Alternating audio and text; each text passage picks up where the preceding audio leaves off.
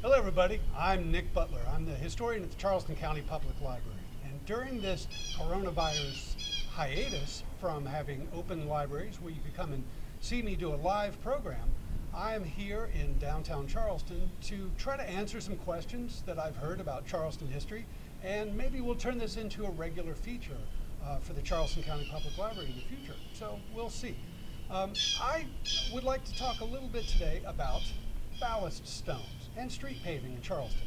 I get a lot of questions from tour guides about street paving because they've been asked by their patrons who they're walking around town with and want to know about the surfaces that people are driving over and walking over in downtown Charleston. You know, and a street like this, we're on Chalmers Street in downtown Charleston, and this is one of our few surviving cobblestone streets.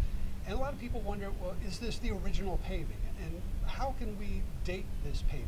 What do we know about it? And it's a pretty complicated answer, and I would respectfully defer a lot of the real specific answers to a future program. I will definitely do a program or a podcast about this at some point in the near future.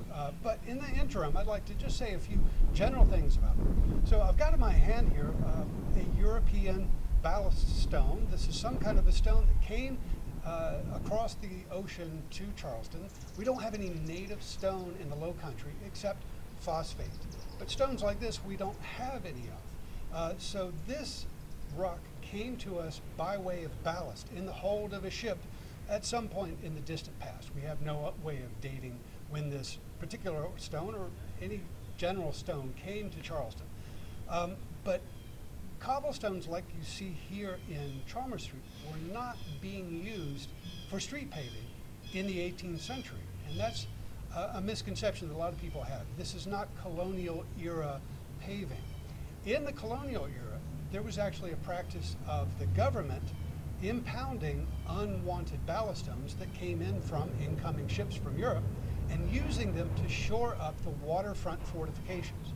So as early as 1696 in Charleston, unwanted ballast stones were being confiscated by the government and being stacked up and distributed along East Bay Street and around White Point as a way to shore up waterfront fortifications that were being built by the government.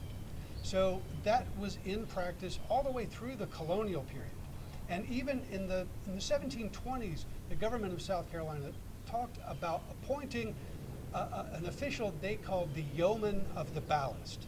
And that term, that title, Yeoman of the Ballast, got turned in the 1730s into the Ballast Master of Charleston.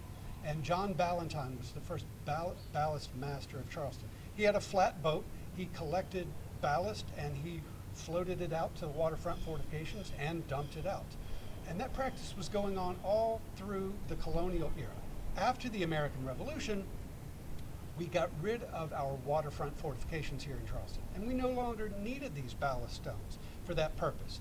So sometime in the late 18th century, probably in the early 19th century, some of these stones began to be used on the wharves of Charleston as paving. So the wharves were temporary structures originally. That was the intention, temporary wooden structures. But over the generations, they became more and more permanent. And so these may have been used first for paving on the wharves, on the east side of East Bay Street. But the first street to actually be paved in Charleston with some substance other than sand, the first street to be paved properly was East Bay Street. That was paved with cobblestones in 1819.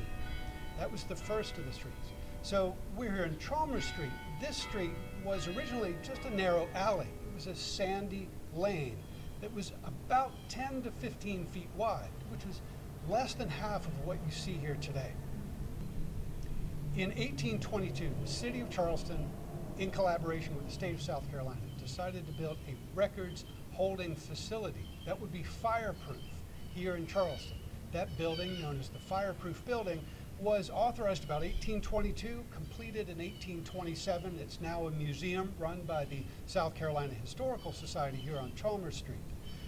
But in order to do that project, in order to render that building truly fireproof, they needed to widen the street to create a fire break around it. So Chalmers Street was actually Bearford Alley at that time.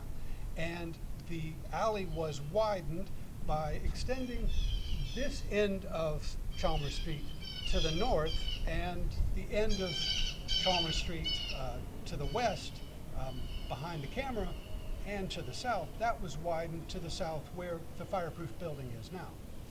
But the street was not paved until 1852. So there was a complaint from people in the neighborhood who wanted some kind of paving, so the city brought in ballast stones in 1852. In the 1930s, the city was in the process of paving streets with asphalt all over the place. But the residents in this area asked the city if they could retain the old cobblestones to impress tourists, basically, coming to Charleston, to retain a bit of the old character of Charleston. So in the 1930s, the city decided to keep the ballast stones here in Chalmers Street. But those ballast stones were loose, like this one that I just picked up today. They were loose, they were embedded in sand, so they were settled and more level. And really, that was the practice that we brought in from Europe. The idea that you took a sandy surface and you impregnated it with lots of ballast stones, and then you put sand over top of it. And the rain and water kind of washed the sand around, but there would have been a little bit more of a sandy coating over these cobbles to render them a little bit more flat for your vehicles traversing over them. But in 1967, the city began setting these stones in concrete. So when you drive over Chalmers Street today, what you're actually seeing is a 1960s version of an early 19th century cobblestone street. Not a colonial era street, but an antebellum era street.